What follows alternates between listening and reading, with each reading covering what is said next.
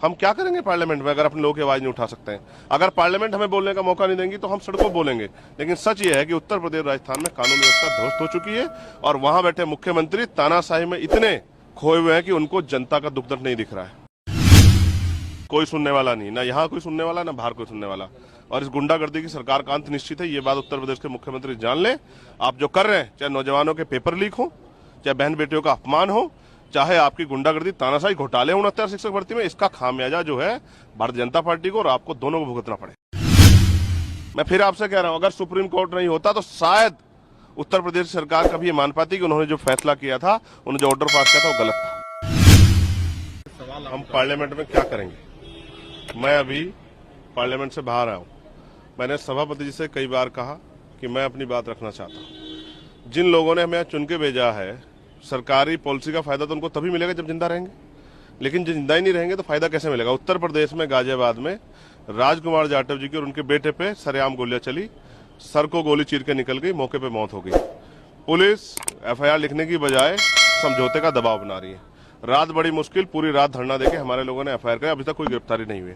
2.5 साल की बच्ची को मेरठ में नोच दिया गया है, लेकिन किसी को फर्क नहीं पड़ रहा है। उसका परिवार रोता फिर रहा है, कोई सुनने वाला नहीं। उसका परिवार एविडेंस खुद इकट्ठे कर रहा है, बच्ची के कपड़े, खून से सनी हुई जगह और वो गड्ढे जहां उसको दबाने का इंतजाम था। कोई सुनने को राजी नहीं उत्तर प्रदेश में। साथ साथ राजस्थान में कल जो हुआ है वो डरावना। शंकर लाल मेघवाल की गला एक तलवार से अलग कर दी गई। ये हमने कभी टीवी में देखा था, कभी हमने पुराने उसमें समय था राजतंत्र में। आज जो सरेआम हो रहा है, उसके पिता को भी गंभीर रूप से घायल कर दिया।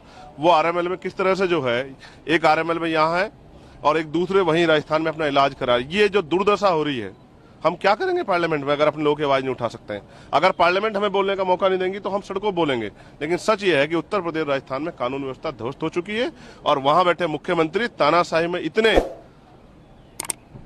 खोए हुए हैं कि उनको जनता का दुख दर्द नहीं दिख रहा है। क्या कहें, किससे कहें? कोई सुनने वाला नहीं है, पार्लियामेंट में कोई सुनने को राजी नहीं।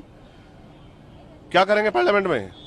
क्या फायदा हमारा पार्लियामेंट में अगर हम दलितों के दमन पे आवाज नहीं उठा सकते? ये गुंडागर्दी की सरकार, इसी का सबक 2019 में 2024 में उत्तर प्रदेश की जनता ने भारतीय जनता पार्टी को सिखाया और आने वाले कल में और सबक सिखाया जाएगा। अगर कानून व्यवस्था अच्छी नहीं होगी, बहन बेटियों की रक्षा नहीं होगी और दलितों पे जो जुल्म हो रहा है वो बंद नहीं होगा, तो इससे बुरे परिणाम होंगे। ये बात मेरी आप याद रखना। और अंदर बैठे जो लोग हैं वो ये ना समझे कि हमारी संख्या नहीं बढ़ेगी। आने वाले कल में हमारी संख्या बढ़ेगी और अगर संख्या के आधार पर बोलने का मौका मिलेगा तो हम अपनी संख्या बढ़ाएंगे, लेकिन ये जुल्म हम लोग बर्दाश्त नहीं करेंगे।